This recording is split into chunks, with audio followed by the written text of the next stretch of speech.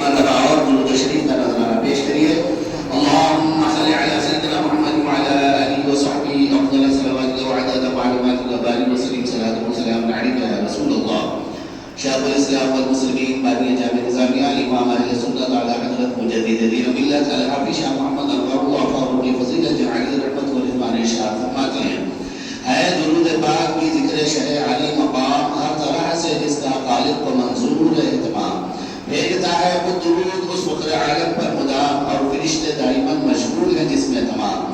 ایسی طاعت ہوگی وہ جس میں ہو خود حق بھی شریک ہے جو طاعت سے بنی جس کا نہیں کوئی شریک. ایک مرتبہ اور بآواز بلند جھوم کر درود شریف کا نظرانہ پیش کریے. اللهم صل على سيدنا محمد وعلى آله وصحبه أفضل صلوات وعدد معلومات وبارك وسلم صلاة وسلام عليك يا رسول الله. محترم سامعین کرام، آج بھی میں آپ کے سامنے سوم خلیفہ رسول اللہ صلی اللہ علیہ وسلم، داماد رسول اللہ صلی اللہ علیہ وسلم، امیر المومنین حضرت سیدنا عثمان بن عفان رضی اللہ تعالیٰ عنہ کی عظمت اور آپ کی شان رکھوں گا قرآن اور حدیث کی روشنی میں. اور اس سے پہلے بھی عرض کر چکا ہوں کہ اللہ کے رسول صلی اللہ علیہ وسلم اور تمام انبیاء علیہ السلام کے بعد سب سے پہلے درجہ فضیلت، عظمت، ولایت، خلافت وغیرہ حضرت سیدنا صدیق اکبر رضی اللہ تعالیٰ عنہ کو ہے. اور پھر اس کے بعد حضرت سیدنا عمر بن خطاب رضی اللہ تعالیٰ عنہ، پھر اس کے بعد حضرت سیدنا عثمان بن عفان رضی اللہ تعالیٰ عنہ، پھر حضرت سیدنا علی بن ابی طالب کرم اللہ وجہ رضی اللہ تعالیٰ عنہ اجمعین. یہ ہمارے پاس اسلام میں علماء اہل سنت والجماعت کے پاس یہ ترتیب خلافت کی، فضیلت کی، عظمت کی، امامت کی، ولایت کی ہے.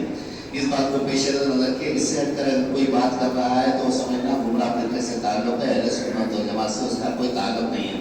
اگر کوئی یہ اعلان لگاتا ہے کہ علی کا پہلا نمبر تو نہیں ہے، علی کا چوتھا نمبر سنیوں کے پاس ہے، علی کا چوتھا نمبر. ہم خطبہ بھی دیتے ہیں نا، تو خطبہ ثانیہ جو دیتے ہیں جمعے میں، سب سے پہلے کس کا نام لیتے ہیں؟ افضل البشر بعد الانبیاء حضرت سیدنا ابوبکر صدیق رضی اللہ تعالیٰ عنہ. اس کے بعد حضرت عمر بن خطاب رضی اللہ تعالیٰ عنہ، اس کے بعد حضرت عثمان بن عفان رضی اللہ، اس کے بعد حضرت سیدنا علی کرم اللہ وجہ رضی اللہ تعالیٰ عنہ. اور ایک آپ کے سامنے دلیل بتاؤں جو ہمیشہ سے چلتی ہوئی آ رہی ہے. لوگ ذرا ہٹنے کی بات کر رہے ہیں، کوئی ادھر ہٹا رہا ہے، کوئی ادھر ہٹا رہا ہے، مگر ہمیں پرانے طریقے پر ہی رہنا ہے. رمضان میں تراویح پڑھتے ہیں، ہم تراویح پڑھنے کے بعد جب 4 رکعت کے بعد بیٹھتے ہیں تو پہلے اللہ کے رسول صلی اللہ علیہ وسلم کا نام لیتے ہیں. پھر اس کے بعد جب 4 رکعت کے بعد بیٹھتے ہیں تو حضرت صدیق اکبر رضی اللہ تعالیٰ عنہ کا نام لیتے ہیں. پھر 4 رکعت کے بعد بیٹھتے ہیں تو اس کے بعد حضرت عمر بن خطاب رضی اللہ تعالیٰ عنہ کا نام لیتے ہیں. پھر اس کے بعد 4 رکعت کے بعد جب بیٹھتے ہیں تو اس وقت حضرت عثمان غنی رضی اللہ تعالیٰ عنہ کا نام لیتے ہیں. پھر اس کے بعد 4 کے بعد بیٹھتے ہیں تو حضرت علی رضی اللہ تعالیٰ عنہ کا نام لیتے ہیں. تو اب ہمارا نعرہ بھی کیا ہونا چاہیے؟ جب ہم نعرہ تکبیر، نعرہ رسالت لگاتے ہیں تو نعرہ تکبیر کے بعد نعرہ تکبیر اللہ اکبر، نعرہ رسالت یا رسول اللہ. غور سے سنیے، ذہن میں بٹھائیے. اب اس کے بعد کیا ہونا چاہیے؟ تھلے سے ہمارے پاس کیا لگاتے ہیں؟ نعرہ حیدری یا علی. یہ رافضیوں کا ہے، سنیوں کا نہیں ہے. سنیوں کے پاس کیا ہے کہ نعرہ تکبیر یا رسول، نعرہ تکبیر اللہ اکبر، نعرہ رسالت یا رسول اللہ. اس کے بعد نعرہ صداقت یا صدیق. کیا ہے؟ نعرہ صداقت یا صدیق. نعرہ عدالت یا عمر. اس کے بعد کیا ہے؟ نعرہ ثقافت یا عثمان. نعرہ شجاعت یا علی. پہلے کے بھی 2 مثالیں آپ کو دے دیا، ایک تو خطبے کے، دوسرے رمضان شریف کی. اب یہ ترتیب ہماری ہے. تو نعرہ بھی ہمارا ایسا ہونا چاہیے تاکہ اہل سنت والجماعت کی پہچان رہے. تو اب میں نعرہ لگاتا ہوں تو آپ ساتھ میں لگائیے، تھوڑا یاد ہو جاتا آپ کو. نعرہ تکبیر، نعرہ رسالت، نعرہ صداقت یا صدیق، نعرہ صداقت یا صدیق، نعرہ عدالت یا عمر، نعرہ سخاوت یا عثمان، نعرہ شجاعت. الحمدللہ اس کو ذہن میں رکھ لیں کہ اس طریقے کے نعرے لگانا چاہیے تاکہ ہمارے سنیوں کی جو شان ہے، جو شناخت ہے، جو مسلک ہے، ہم اس کو اچھی طریقے سے قائم رکھیں. اب حضرت عثمان غنی رضی اللہ تعالیٰ عنہ کا مقام و مرتبہ صحابہ کے پاس، اللہ کے رسول صلی اللہ علیہ وسلم کے پاس، اور اللہ کے پاس کیا ہے کہ دیکھیے اللہ کے رسول صلی اللہ علیہ وسلم جب ہجرت کر کے مدینہ شریف تشریف لے گئے تو پھر اس کے بعد ایک موقع ایسا آیا، اللہ کے رسول صلی اللہ علیہ وسلم کا خیال ہوا، ایک خواہش ہوئی کہ ہم جا کے صحابہ اکرام کے ساتھ عمرہ کریں. لڑنے کرنے کے لیے نہیں بلکہ عمرہ کرنے. اور کسی وقت بھی اللہ کے رسول صلی اللہ علیہ وسلم نے لڑائی پہلے نہیں کی بلکہ کفار قریش حملہ آور ہوئے تو آپ نے دفاع میں لڑے اور کامیابی حاصل کی. اپنے سے کسی پر جو سا تلوار نہیں اٹھائے, ہاتھ نہیں اٹھائے. مگر کوئی اگر اٹھاتا ہے تو پھر جو سا صحابہ اکرام چھوڑتے بھی نہیں تھے.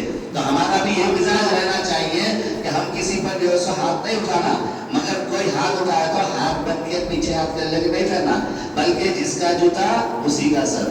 لاتوں کے بھوت باتوں سے نہیں مانتے. تو اس طریقے سے ہمیں تیار رہنا ہے اگر کچھ رہا, ورنہ اسلام امن کا مذہب ہے اور ہم امن کی تعلیم دیتا ہے, ہم اسی پر قائم ہیں. مگر کوئی ناواز بھی اگر جو سو چھیڑے تو پھر اس کے بعد جو ہے سو خاموش رہنا. یہ تو بھی عورتوں سے بھی بدتر ہے, وہ تو بھی جو سو کچھ نہ کچھ لڑتے ہیں, اس سے بھی بدتر. ایسا ہمیں ایسی زندگی نہیں گزارنا ہے. ہمیشہ یاد رکھیے کہ ایک مومن بن کر, مومن کی شان میں, مسلمان کی شان. تو بہرحال اللہ کے رسول صلی اللہ علیہ وسلم اور 1400 صحابہ اکرام کو لے کر عمرے کے لیے تشریف لے جا رہے ہیں. کفاران قریش مشرکین عرب کا معلوم ہوا کہ اللہ کے رسول صلی اللہ علیہ وسلم 1400 صحابہ اکرام کے ساتھ آ رہے ہیں. تو وہ پریشان ہو گئے کہ وہ حملہ کریں گے, اس لیے وہ لوگ کیا کریں, جنگ کی تیاری کرنے لگے. حالانکہ اللہ کے رسول صلی اللہ علیہ وسلم ہتھیار وغیرہ کچھ بھی نہیں لے کر آ رہے ہیں, بالکل عمرے کی نیت سے, عبادت کی نیت سے. وہ لوگ جنگ کی تیاری کرنے لگے. ادھر اللہ کے رسول صلی اللہ علیہ وسلم کو معلوم ہوا کہ وہ غلط فہمی کا شکار ہے اور جنگ کی تیاری کر رہے ہیں. تو اللہ کے رسول صلی اللہ علیہ وسلم نے اپنی طرف سے اپنا ایک نمائندہ بنا کر, قاصد بنا کر, روایت ہے وعن انس رضی اللہ عنہ لما امر برسول اللہ صلی اللہ علیہ وسلم فکان عثمان رسول اللہ صلی اللہ علیہ وسلم الى مکہ. کہ جب اللہ کے رسول صلی اللہ علیہ وسلم بیت رضوان کے وقت حضرت عثمان رضی اللہ تعالیٰ عنہ کو اپنا سفیر, اپنا نمائندہ, اپنا قاصد بنا کر کفار قریش مشرکین عرب کی طرف بھیجا. وہ تشریف لے گئے وہاں پر, اور کفار قریش مشرکین عرب اپنی طرف سے حضرت عروہ بن مسعود ثقفی رضی اللہ تعالیٰ عنہ کو بھیجا, جو اس وقت تک اسلام نہیں لائے تھے. تو ادھر سے حضرت عروہ بن مسعود ثقفی, ادھر سے حضرت عثمان غنی رضی اللہ تعالیٰ عنہ تشریف لے گئے. اب وہاں پر جانے کے بعد وہ لوگ ضد پر رہے, نہیں ہم اس سال اجازت نہیں دیتے.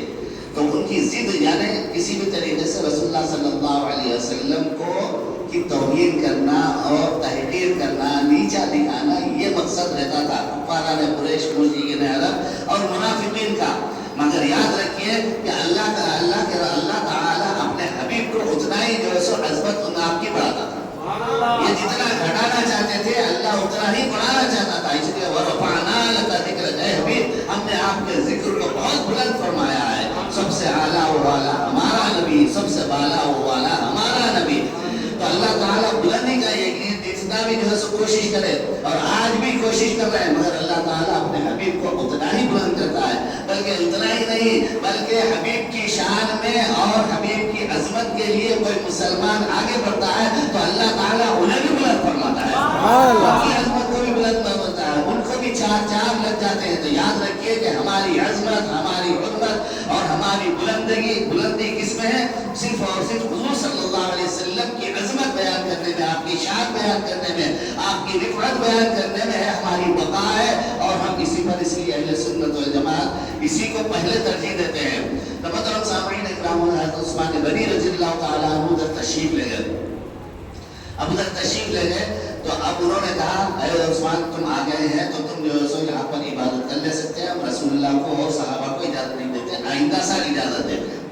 اب ادھر صحابہ میں ایک بات مشہور ہو گئی کہ حضرت عثمان غنی رضی اللہ تعالیٰ عنہ کو قتل کر دیا گیا, شہید کر دیا گیا. تو حضرت عثمان غنی رضی اللہ تعالیٰ عنہ کو شہادت کی جب ابتدا ملی صحابہ میں, تو صحابہ اکرام بہت جلال میں آ گئے. حضرت ابوبکر صدیق جلال میں, حضرت عمر جلال میں, حضرت علی جلال میں, حضرت انس جلال میں, حضرت ابو موسیٰ اشعری جلال میں, حضرت ابو ہریرہ جلال میں, سب جلال میں, سب غصے میں, اور سب آپس میں کہنے لگے کہ خون عثمان کا انتقام لیں گے. اس کا حضرت عثمان غنی رضی اللہ تعالیٰ عنہ کے خون کا انتقام لیں گے, بدلہ لیں گے. ہم ان کو کفار قریش مشرکین عرب کو یہی ایسے ہی نہیں چھوڑیں گے, ہم ان کا بدلہ لے کر رہیں گے, ایک کو چن چن کر ماریں گے. جب تک ہمارے جسم میں جان ہے ہم برابر جو ہے سو ان کا مقابلہ کریں گے, ان کو ختم کریں گے. سب نے یہ ٹھان لی, مگر وہ بڑے بہادر تھے, اپنے جذبات کو حضور صلی اللہ علیہ وسلم کے اوپر نہیں رہ جاتے تھے، آگے نہیں بڑھاتے تھے، بلکہ اپنے جذبات کا اظہار اللہ کے رسول صلی اللہ علیہ وسلم کی بارگاہ میں رکھتے تھے۔ ادھر سے اجازت ملی تو پھر آگے بڑھتے تھے، اگر اجازت نہیں ملی تو پھر اپنی طبیعت، اپنی خواہش، اپنے جذبات کو بالکل ختم کر دیتے تھے رسول کی طبیعت کے سامنے، رسول کی خواہش کے سامنے، رسول کی مرضی کے سامنے۔ اور اللہ کے رسول صلی اللہ علیہ وسلم نے یہی فرمایا، لا یؤمن احدکم حتی یکون ہواہ تبعا لما جئت بہ، تم میں سے کوئی کامل ایمان والا اس وقت تک نہیں ہو سکتا یہاں تک کہ اس کی خواہشات میرے احکامات کے مطابق نہ ہو جائے۔ تو ہماری خواہشات کس کے احکامات کے مطابق ہونا ہے؟ اللہ کے رسول صلی اللہ علیہ وسلم کے۔ تو یہ کوشش کرنا ہم چاہیے، ہم جتنا ہو سکے ہم رسول اللہ صلی اللہ علیہ وسلم کے احکامات پر عمل کرتے رہیں۔ ہمیں کرنی ہے شہید شاہ بطحا کی رضا جوئی، ہمیں کرنی ہے شہید شاہ بطحا کی رضا جوئی۔ وہ اپنے ہو گئے تو رحمتیں پر بلندیاں رکھتی، سبحان اللہ سبحان اللہ۔ رسول کا خلاف کر کے، رسول کی مرضی کے خلاف جا کے یاد رکھیے کہ ہم دنیا میں بھی ذلیل ہوں گے، آخرت میں بھی جو ہے ہمیں نقصان اٹھانا پڑے گا۔ تو ہم اپنا جائزہ لیتے رہیں، کوشش کرتے رہیں، ہم کچھ بھی عمل کریں، کیا بھی کریں، ہماری زندگی کیسی گزرنا چاہیے کہ رسول اللہ صلی اللہ علیہ وسلم کے احکامات کے مطابق ہونا چاہیے۔ ہمارا کتنا بھی جذبہ ہو، ہمارا کتنا بھی خواہش ہو، مگر جب وہ رسول کی مرضی آئے تو اپنی خواہش کو قربان کر دینا چاہیے۔ ہمارے اٹھنے بیٹھنے چلنے پھرنے میں ہر جگہ رسول کی مرضی چلنا چاہیے، رسول کی حکومت ہمارے دلوں پر ہونا چاہیے، کسی اور کی حکومت، کسی اور کی مرضی نہیں ہونا چاہیے۔ رسول کا سکہ ہمارے دلوں میں چھایا ہوا رہنا چاہیے۔ تو محترم سامعین اکرام، صحابہ اکرام بڑے جذبات سے مغلوب ہو گئے، مگر رسول کی مرضی کے خلاف نہیں کرتے تھے۔ رسول کی بارگاہ میں آئے اور آ کر عرض کرنے لگے کہ یا رسول اللہ صلی اللہ علیہ وسلم، ہمارے بھائی عثمان کا قتل کر دیا گیا ہے، ہم خاموش نہیں بیٹھیں گے، مگر آپ کی اجازت درکار ہے، آپ اجازت دیں تو ہم ان سب کو ختم کر دیں گے۔ تو اللہ کے رسول صلی اللہ علیہ وسلم نے ارشاد فرمایا، ایسا نہیں، بلکہ تم میرے سامنے ایک کے بعد ایک آؤ، میرے ہاتھ میں ہاتھ دے کر وعدہ کرو۔ کیا وعدہ کرو؟ کہ حضرت عثمان غنی رضی اللہ تعالیٰ عنہ کے خون کا بدلہ لیا جائے گا۔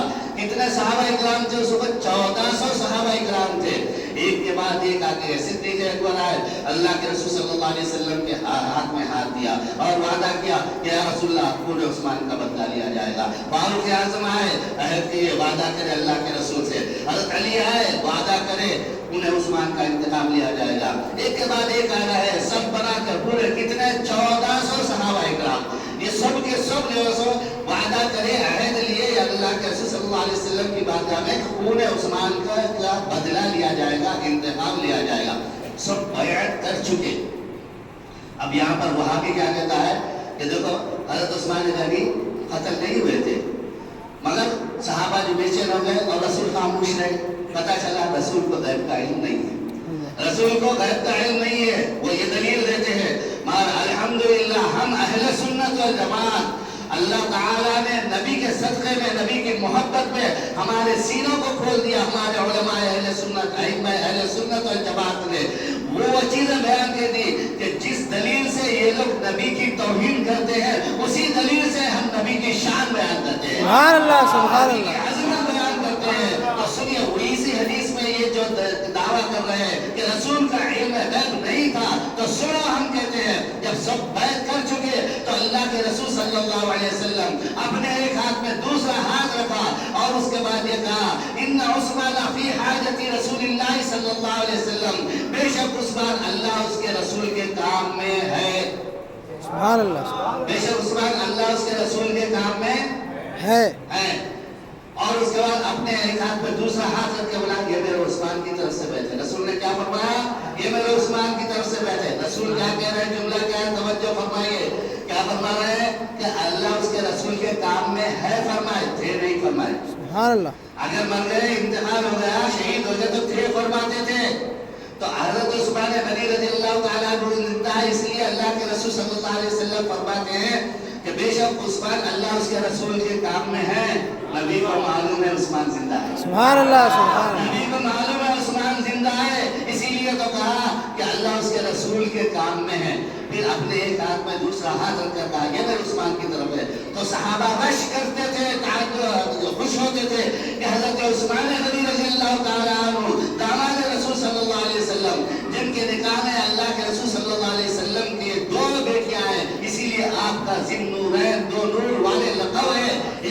انتقال ہوا پھر دوسری صاحبزادی کا نکاح کیا, ان کا بھی انتقال ہو گیا. حضرت عثمان بہت افسوس کرنے لگے تو اللہ کے رسول صلی اللہ علیہ وسلم نے فرمایا اگر میری 100 بیٹیاں بھی ہوتی ایک کے بعد ایک انتقال کر جاتی تو میں عثمان کے نکاح میں دیتا. یہ عثمان حضرت عثمان غنی رضی اللہ تعالی عنہ کا مقام و مرتبہ ہے. یہ حضرت عثمان غنی رضی اللہ تعالی عنہ کی شان ہے کہ اللہ کے رسول صلی اللہ علیہ وسلم یہ ارشاد فرما رہے ہیں.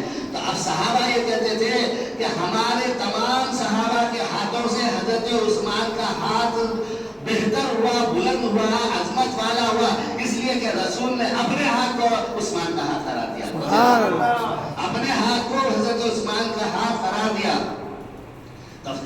اس حدیث پر بہت ساری بتاتے ہیں مگر ٹائم ہو رہا ہے اس لیے میں مختصر کرتا ہوں, سمٹتا ہوں. ابھی ایک بات, حضرت عثمان غنی رضی اللہ تعالی عنہ شہید نہیں ہوئے, چلے گئے, وہیں پر تھے. تو اب انہوں نے کہا کفار قریش ہم رسول کو اور دوسرے صحابہ کو اجازت نہیں دیتے, مگر اے عثمان اب تم آ گئے ہو تو تمہیں اجازت ہے, طواف کعبہ کر لو, حجر اسود کو بوسا دو. کون نہیں چاہتا کہ یہ اس سے محروم رہے؟ ہر مسلمان کی یہ تمنا, یہ خواہش رہتی ہے کہ کعبۃ اللہ. الحمدللہ آپ کے خطیب صاحب بھی ابھی ولی پر ہے, مکہ شریف میں ہیں, اور جہاں پر دو چار اکرام ٹھہرے ہوئے ہیں وہاں پر جو کعبۃ اللہ شریف میں الگ مقام پر جو نماز پڑھ رہے ہیں وہاں پر آپ کے خطیب صاحب حضرت مولانا حافظ قاری غلام دستگیر قریشی صاحب آئندہ جمعہ گزرا ہوا جمعہ بھی وہاں نماز پڑھا ہے, اور آج بھی انشاءاللہ پڑھانے والے تھے, شاید پڑھا دیا ہوں گے. وہاں پر بھی آپ جمعے کی امامت کتابت کر رہے ہیں. الحمدللہ یہ مقام ہے مولانا غلام دستگیر قریشی صاحب. آپ کتنا بھی ناز کریں کم ہے کہ ایسا ایک عالم آپ کو ملا ہے. انشاءاللہ آئندہ جمعہ میں آؤں گا, اس کا پھر وہ آپ کی تشریف لائیں گے.